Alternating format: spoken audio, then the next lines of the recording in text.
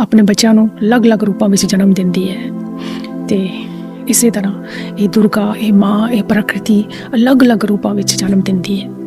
ਇਸੇ ਤਰ੍ਹਾਂ ਸਾਡੇ ਬਾਬਾ ਬੁੱਲੇ ਸ਼ਾਹ ਆਪਣੀ ਕਵਿਤਾ ਦੇ ਜ਼ਰੀਏ ਸਾਨੂੰ ਇਸ ਮਿੱਟੀ ਦੀ ਕਦਰ ਸਮਝਾ ਰਹੇ ਨੇ, ਇਸ ਮਿੱਟੀ ਦਾ ਰੂਪ ਸਮਝਾ ਰਹੇ ਨੇ, ਇਸ ਪ੍ਰਕਿਰਤੀ ਦਾ, ਇਸ ਮਾਤਾ ਦਾ ਰੂਪ ਸਮਝਾ ਰਹੇ ਨੇ ਕਿ ਮੌਲਾ ਆਦਮੀ ਬਣਾਇਆ ਏ, ਮਾਟੀ ਵਿੱਚੋਂ ਹੀਰਾ ਲੱਦਾ, ਆਪੇ ਆਹੋ ਆਪੇ ਚੀਤਾ, ਆਪੇ ਮਾਰਨ ਧਾਇਆ, ਆਪੇ ਸਾਹਿਬ ਆਪੇ ਵਰਦਾ, ਆਪੇ ਮੌਲਾ ਬਕਾਇਆ, ਮੌਲਾ ਆਦਮੀ ਬਣਾਇਆ। ਬਾਬਾ ਬੁੱਲੇ ਸ਼ਾਹ ਕਹਿ ਰਹੇ ਨੇ ਕਿ ਮੌਲਾ ਆਦਮੀ ਬਣਾਇਆ, ਕਿ ਉਹ ਮੌਲਾ ਆਪੇ ਇਸ ਮਿੱਟੀ ਦੇ ਰੂਪ ਵਿੱਚ ਇਨਸਾਨ ਬਣ ਕੇ ਆ ਗਿਆ ਹੈ, ਆਦਮੀ ਬਣ ਕੇ ਆ ਗਿਆ ਹੈ।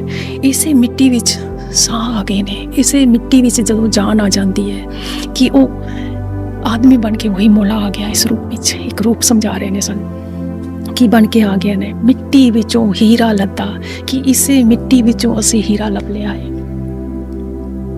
ਆਤਮਾ ਰੂਪੀ ਹੀਰਾ, ਚੇਤਨਾ ਰੂਪੀ ਹੀਰਾ, ਬ੍ਰਹਮ ਰੂਪੀ ਹੀਰਾ ਕਿ ਅਸੀਂ ਲੱਭ ਲਿਆ, ਸ਼ਿਵ ਰੂਪੀ ਹੀਰਾ ਕਿ ਅਸੀਂ ਲੱਭ ਲਿਆ,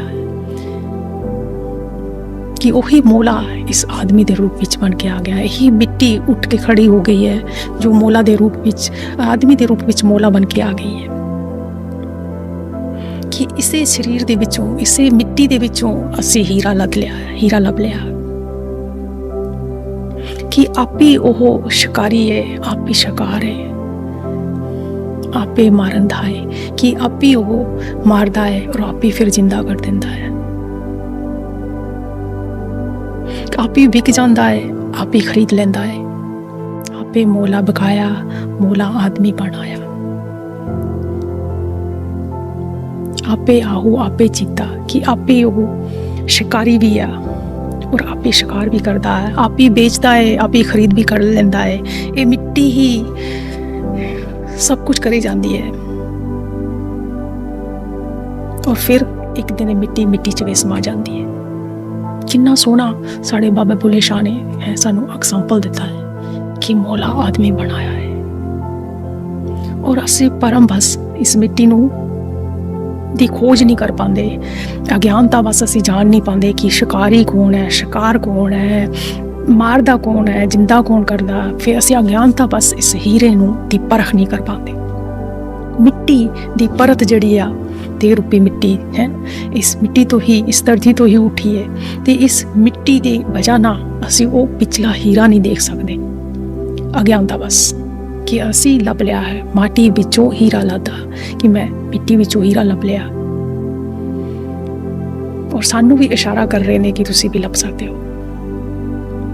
ਇਸੇ ਲਈ ਉਹਨਾਂ ਦਾ ਮਕਸਦ ਸੀ ਇਹ ਸੁਣਾਉਣ ਦਾ, ਲਿਖਣ ਦਾ, ਸੁਣਾਉਣ ਦਾ, ਦੂਸਰਿਆਂ ਤੱਕ ਪਹੁੰਚਾਉਣੇ ਦਾ, ਕਿ ਇਹ ਮਿੱਟੀ ਹੀ ਖੁਦ ਹੀ ਸ਼ਿਕਾਰ ਵੀ ਕਰ ਲੈਂਦੀ ਤੁਹਾਡਾ ਔਰ ਸ਼ਿਕਾਰੀ ਵੀ ਇਹੀ ਆ। ਤੁਸੀਂ ਸਾਰੀ ਜ਼ਿੰਦਗੀ ਇਸ ਰਾਜ ਨੂੰ ਨਹੀਂ ਜਾਣ ਪਾਉਂਦੇ ਕਿ ਸਾਨੂੰ ਕੌਣ ਸ਼ਿਕਾਰੀ ਬਣਾ ਲੈਂਦਾ ਹੈ ਔਰ ਕੌਣ ਸਾਨੂੰ ਬਕਾ ਦਿੰਦਾ ਹੈ। ਇਸ ਦੁਨੀਆ ਅੱਗੇ ਅਸੀਂ ਵਿਕਦੇ ਫਿਰਦੇ ਹਾਂ ਜਗ੍ਹਾ ਜਗ੍ਹਾ ਤੇ,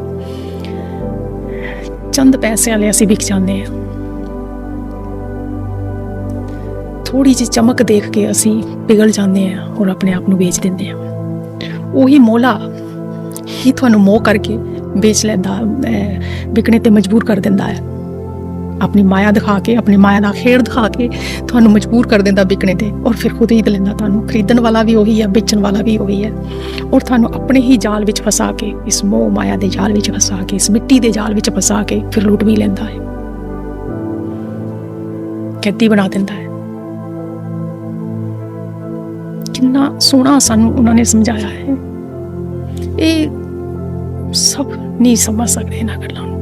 ਫਿਰ ਗੱਲ ਹੀ ਕੁਛ ਹੋ ਜਾਵੇ, ਹੋਰ ਹੋ ਜਾਵੇ ਜੇ ਦੁਨੀਆ ਸਮਝਣ ਲੱਗ ਜਾਵੇ ਉਹਨਾਂ ਦੀਆਂ ਗੱਲਾਂ ਨੂੰ। ਇੰਨੀ ਗਹਿਰਾਈ 'ਚ ਉਹਨਾਂ ਦੀਆਂ ਕਵਿਤਾਵਾਂ ਵਿੱਚ, ਉਹਨਾਂ ਦੀ ਬਾਣੀ ਵਿੱਚ ਜਾ ਸਕਣ ਤਹਿਤ ਕੱਢ ਕੇ, ਤੇ ਦੁਨੀਆ ਬਦਲਦੀ ਟਾਈਮ ਨਹੀਂ ਲੱਗੇਗਾ।